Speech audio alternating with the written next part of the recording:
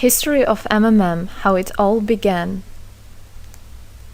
Starting up of MMM, in 1989, Moscow Executive Committee in Leninsky District registered MMM as a cooperative society. It is in Russia. A few words about the leader. The MMM Cooperative Society was founded by Sergei Mavrodi and was one of the leading computer equipment distributors in Russia. Sergei Mavrodi, having a degree in maths, worked as a programmer and took part in the development of the first operating systems.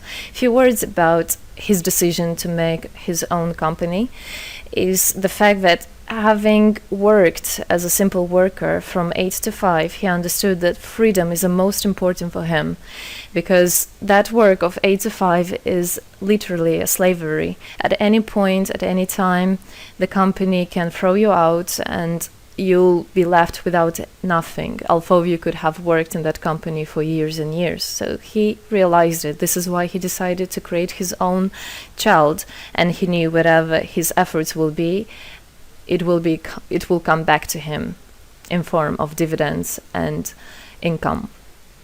Free of charge travel campaign. In 1992, the brand became universally recognizable after Mavrodi offered several times to all the residents of Moscow a day of free of charge travel in metro, Moscow subway. Pretty smart. Birthday of MMM. On October 20, 1992, the joint stock company MMM was registered. In fact, it is a birthday of MMM in the traditional form in which people got used to consider it. The shares of MMM on sale. February 1st, 1994, the shares of MMM went on sale, and people immediately began to buy them. Moreover, the company willingly bought them back on a new, higher rate, which grew very fast at about 100% per month. The company's principle today is always more expensive than yesterday worked perfectly. Few words about that. Why did he do that? As you might know, in 1991, the Soviet Union fell. So if until at the time of the Soviet Union, everything that there was in the country, like properties, different companies, or whatever that was bringing some goods, was national. So any person of the country was entitled to have a share of that production, of that company. Everybody was equal. But when the Soviet Union fell, what it meant is that all the companies, all the properties had to be privatized. So you can imagine there is a company, a huge company. People worked there for years and years. And at one moment, there comes a person and says, all that is mine. Yes, this was the case. And obviously that information, that laws about the fact that it was possible to privatize was kept only for a small group of people for obvious reasons.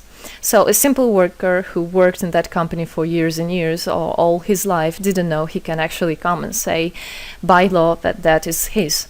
So what genius idea Sergei Mavrodi had is to sell these shares to gather the money of the people, and with this money to buy those companies. So basically, if a person has an MMM share, he would have had an exact share from the company that Sergei Mavrodi bought. For example, a company from oil and gas or something else. Obviously, he knew perfectly which companies are worth it and which companies were not.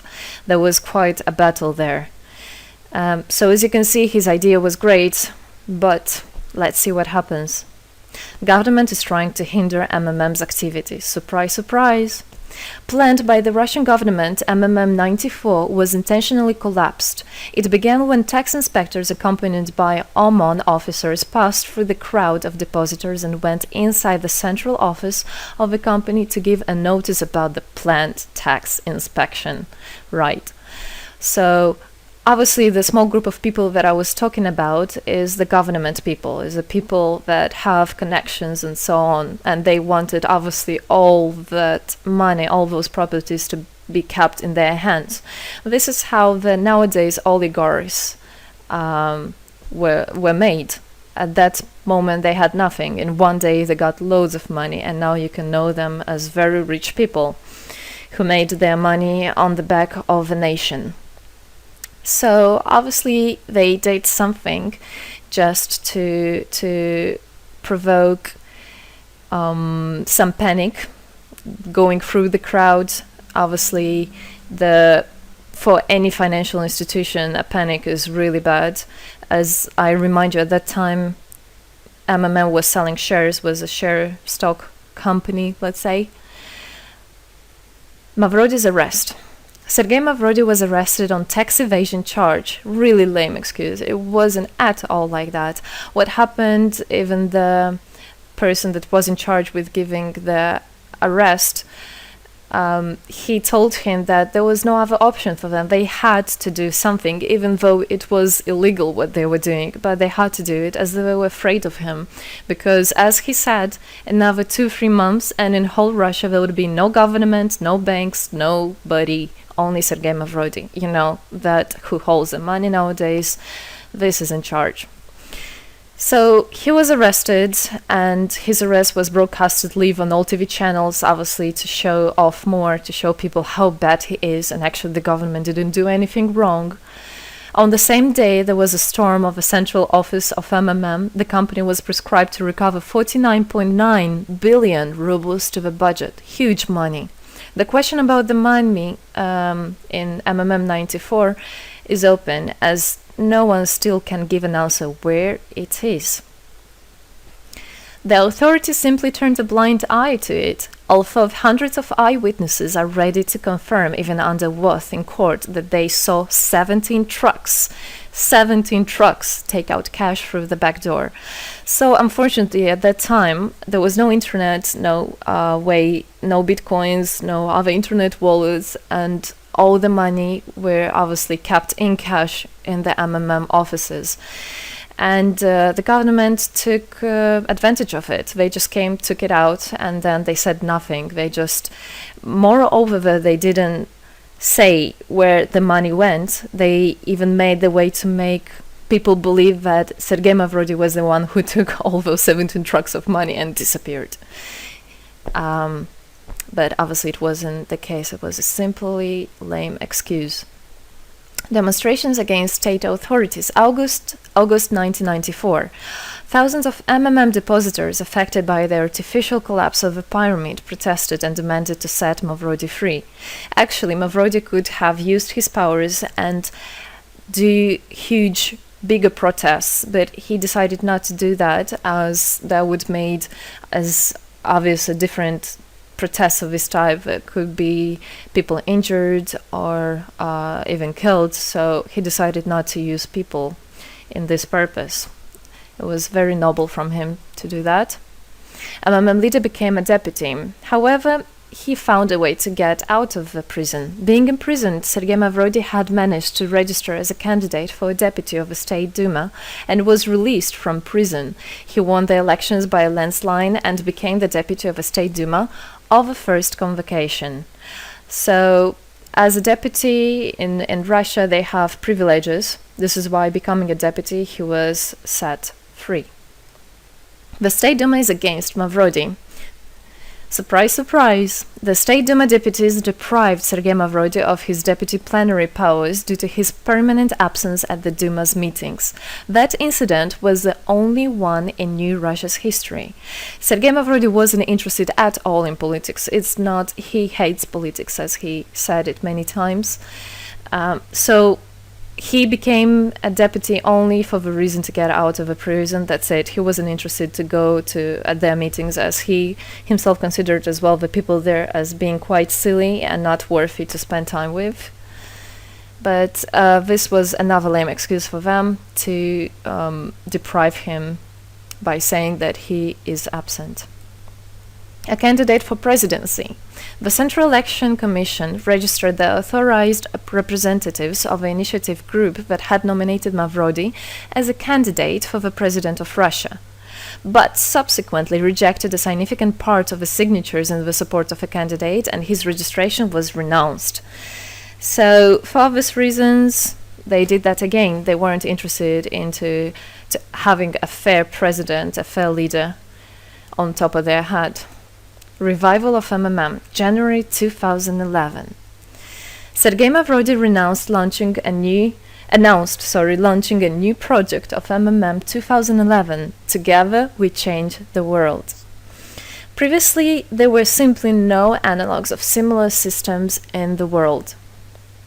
The film about MMM, the launch of the project fell in the same time interval with the release of Russian film about MMM Pyramid, the plot of which is based on the eponymous book in which the history of MMM is disclosed by Sergei Mavrodi. So he wrote a book, and there is a movie which I highly recommend you to watch. You can find it online on YouTube. MMM is building a new, fair financial order. June 2012, the activity of MMM made a lot of banks collapse and a huge outflow of funds from deposit accounts happened. The system numbered more than 35 million members at the time. For obvious reasons, the fight against the system started. It suffered the same fate as MMM 94, eventually collapsed.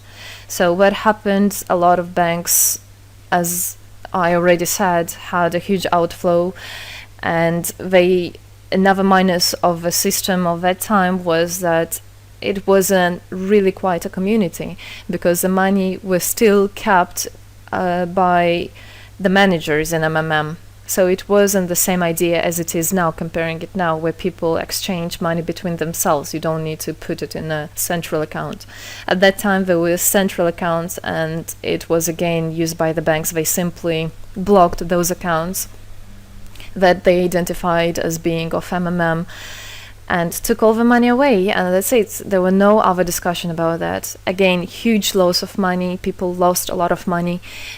Sergei Mavrodi didn't get all of them. It was again the banks that took the advantage of it. MMM 2012 is just the beginning. I'll be back. Sergei Mavrodi announced the launch of a completely new MMM, World Mutual Aid Fund, MMM community. It speeded up since the first day, showing crazy dynamics on new members' registration. It has been decided to send 10% of the whole turnover on payments to the affected members of MMM 2011.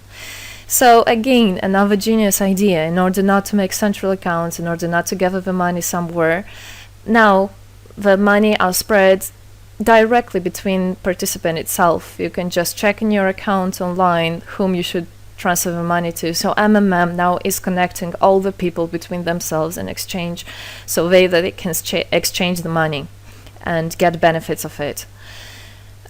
It's amazing and it's crazy, but it is true.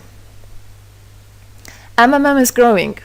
Some short facts. 2012, MMM started its development in India. It had great, huge developments. 2012-2013, following India, MMM Bangladesh was launched as well. 2013, MMM Indonesia was launched. 2014, MMM Hong Kong. And it's not the end. MMM Global, 2014. MMM Global started up in the spring 2014. It is a voluntary network, a community of millions and millions of people from more than 100 countries worldwide. So there is already MMM settled in Argentina, Brazil, Philippines, Hong Kong, and other. And all the rest of people in the world from all the countries of the world are able to participate as well. So they rebelled against the financial slavery and combined their money for this purpose. So how it is possible? MMM, the Republic of Bitcoin. Bitcoin is another genius idea to set the world free. For MMM Global participants' convenience, there were some trendy ideas on funds transfers implemented. From now on, all the countries where you can buy and sell Bitcoins can be registered in a branch of Free People of the Republic of Bitcoin. Thus, there is no barriers to develop MMM in small countries due to their restrictions on the international bank transfers. Banks. This is not something that we would want to use, as the banks can anytime put restriction on an account or even block an account and take all the money. Yes, the banks can do that. Read better your contract. So, Bitcoins is really genius idea to do that. Join MMM Global, join our community, set the world free. Don't hesitate, don't even think of going back, just go always forward. We are writing the history right here and right now.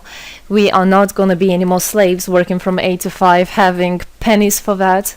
We want to hold our own money and to get the benefits of it. I don't want a bank to use my money for their own purposes. I want us people, free people, to use our money, to exchange the money when it is needed, and to help each other. This is really a great idea. And join us, write the history here today with us. And together we will indeed change the world.